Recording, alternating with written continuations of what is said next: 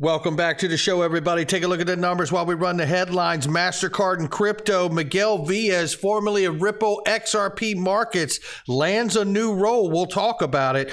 Coinbase's call to action. SEC holding the market hostage. We got John Deaton on Fox Business calling out Gary Gensler. You're going to want every bit of it. And motion granted for the SEC. Somebody roll that beautiful intro.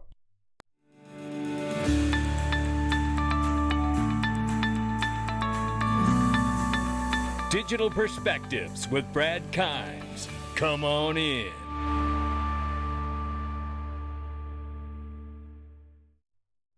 Welcome back to the show, everybody. I want to start with $1.77 trillion market cap, ladies and gentlemen. CoinPeprika, give them a follow, download that mobile app. It is really, really user-friendly. Right now, Bitcoin is 21,500 plus, Ethereum 1,600 plus, XRP's 35 cent at the number 7 spot this morning. And I want to say very quickly here that we are off a little bit this morning in the market cap. So I know we were at 1,088 billion yesterday, I believe it was. So we're down a little bit heading into the weekend. Just something to note. And listen, we know we're all dealing with inflation. I love working with them, but I love being a customer even more. And the reason is because one of my core tenets to investing is stacking my pennies next to the richest people's dollars. It's been one of my missions in life, and I really feel like I have hit a stride and found places where I can do that. Not only the biggest players in crypto, but also the biggest and richest people when it comes to fine art. And they do it with Masterworks. And I tell you right now, you can too, because they've commoditized art, and you can invest in some of the world's most famous, expensive art for the first time ever. And you can use comparisons like the S&P 500, the housing market, corporate bonds, and gold to see who's outpacing who here when it comes to the works. Everything is a risk, ladies and gentlemen, but I encourage you to check this out. If you're interested in trying to stack your pennies next to their dollars too, click the link below. It's not financial advice, but this is my digital perspectives, and if you're interested in taking a look and seeing if it works for you, check it out, because these are some uncertain times, and it is certainly a place where some of the richest people keep their investments. No doubt about it. Take a look right here. Wow, just wow. So much for freedom of the press. For a short period yesterday, the Forbes article from Rosalind Layton, Gary Gensler resigned, was gone. Now, I don't know if it crashed because of so much traffic going to read that article, or if it was for a moment Forbes had second thoughts, but everyone is saying now it is back online. So hopefully there is still a chance for some freedom of press, because we know that there are certain areas that we do not have it. That is for sure.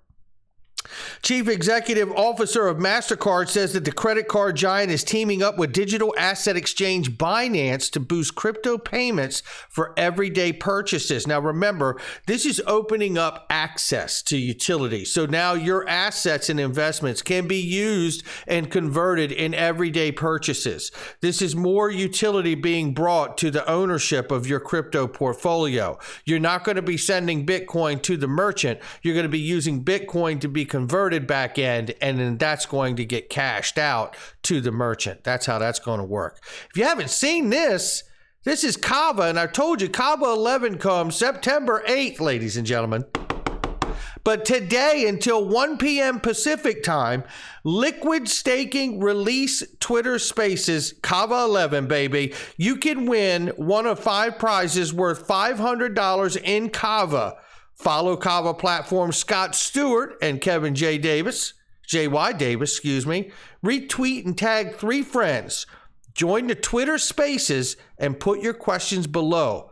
Come on in. Kava is kicking some serious fanny. Make sure you give them a follow, do all of those things, and get yourself entered in a chance to win by 1 p.m. today. Look at this. Shout out to Miguel Villas, man. I hope you're doing well, my friend. Wrath Economist says Miguel Villas, Ripple alumnus, moved from Link2 as COO, but has moved jobs again, this time to Forte. Oh, as vice president of growth for the gaming company with a large X Spring investment to use XRP. Well, first of all, Congratulations to you, Miguel. And then Wrath Econman makes this little happy tie-in. If you guys don't remember, on August 10th, Ripple and Forte, in which they've invested, together invested $8 million into Heirloom, a no-code enabling firms to mint and track Web3 assets like NFTs, verifiable credentials known as VCs. According to a press release, Heirloom uses XRP Ledger. One big happy family. That's what I see happening. Come on, baby, bring on that use case. Crypto ownership, and this is key to the point that we just made and where we're going collectively as a space.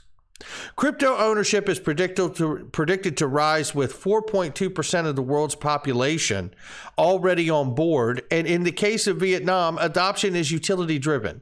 Now, for those of you who don't know, U.S. has the highest number of crypto owners, but areas like Vietnam have adoption happening in a very key way because it's utility driven. Now, think about that for a second. You know, over in the APAC region where you have a lot of fractionalized payment sectors and things like that, that's one of the ways you know that area, that entire region is going to excel, right? Because it's utility driven. It is what we have not seen here in the US, and in large part because we don't have the clarity, right? But the real deal is utility, utility, utility. You know, this, I believe, is the next bull run. Obviously, clarity will help open that door, but clarity with any kind of legislation, starting with stable coins, is going to open up the door for utility-driven bull run, bull market. And I think we're not far from it, whether it's the end of this year, as we've heard Patrick McHenry say they could get something done with stable coins, or early next year. I think we're there. We may even see that black swan moment. Don't write that off, ladies and gentlemen, because I tell you, Coinbase can feel the heat, and they're gearing up for the midterm election, asking everyone, their customers, to register to vote and get informed about where candidates stand on crypto-related issues. It is a big deal, and it is coming up in November. But we see more red flags here because the SEC has delayed again the decision on VanEck spot Bitcoin ETF by 45 days.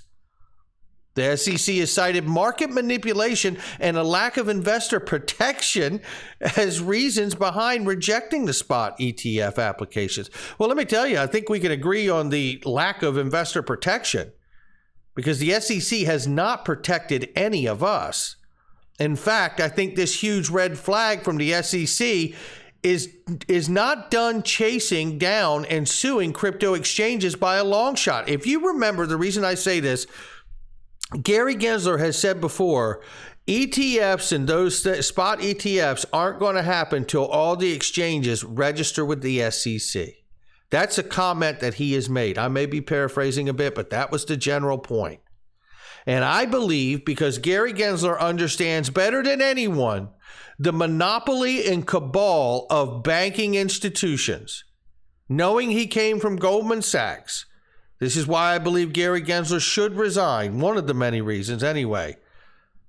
He seems to be the sheriff for traditional banks and financial institutions so they can come in and scoop up the market at pennies on the dollar while he holds them down. And that's referred to at my house as regulatory capture. You don't believe me? Listen to him at MIT, and if you've heard it, listen again and understand what he's doing, suppressing these ETF spots when we already have ETF futures. Look at what he's doing to the market with the lack of clarity, regulatory regulation through enforcement, right? This kind of suppression makes you wonder when he can so clearly explain to you the central monopolists that control the banking world, say like 20 banks. Listen to what he says about you having new innovation or tech that they may want and what you may have to give up to get it. And meanwhile, remember, while you're hearing him say this from 2018, he is the head of the SEC, and the only people that are benefiting from this suppressed market right now happens to be, from my position, the central monopolist controlling the banking system, because he certainly isn't protecting us. John Deaton's trying to, though. central monopolist with another central monopolist. A lot of commercial banks aren't terribly excited about that. Maybe you're going to have to give some ownership. Maybe you'll have to give 50% of your ownership to the 20 banks that are now, part of this. I mean, there are other ways to build incentive systems. Maybe you put a native token in there, and you give them the native token. So there may be other incentive ways to beat the current monopolist. But I, having been around commercial banks for a long time, they really are looking for ways to replace their aggregators in their back office, whether it's clearing, settlement, exchanges, credit agencies. And look, we're seeing all of this unfold. R3, DTCC, right? We're seeing all this happen. CBDCs be rolled out, right? While this market continually being suppressed by the lack of clarity from this gentleman right here, who I can only see is benefiting the banking monopoly and cabal. Now, I tell you, John Deaton, before he gets out of this interview on Fox News yesterday afternoon, calls out Gary Gensler because Gary Gensler meets with his investment manager, Vanguard Fund, 7 times, meetings with XRP holders, 0. And he gets to say it on Fox Business. Take a listen to this exchange here. Shout out to Charles Gasparino. Some are calling his aggressive approach to regulating the cryptocurrency industry. Firing back in a Fox Business op-ed, lawyer John Deaton, who's representing more than 70,000 XRP investors in a class action lawsuit against the SEC. John Deaton joins me now with Charlie Gasparino, who's been closely following the SEC's ongoing lawsuit with the crypto company Ripple. Charlie, what you got? I don't have a lot. He has it. She said 75. She said 75,000. And then she corrected to 70. Is it 75? 72,500. You were right. Almost the first time. So we'll settle in the middle. So you represent the XRP holders. I do. You're not carrying any water for Ripple. Absolutely not. This is your case that you believe that the XRP shareholders have been like collateral damage, roadkill, so to speak.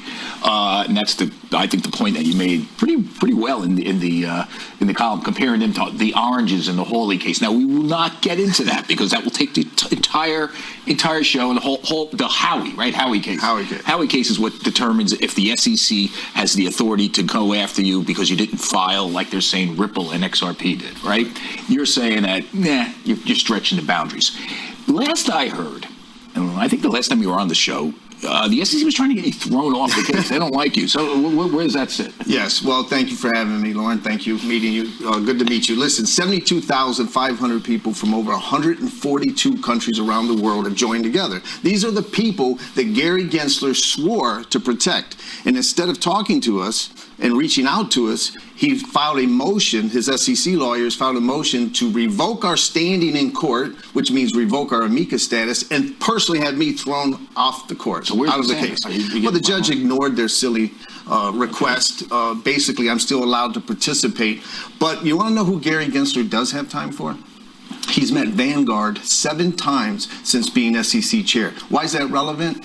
Because Vanguard manages 90% of his 120 million fortune. So he can meet them, but not us.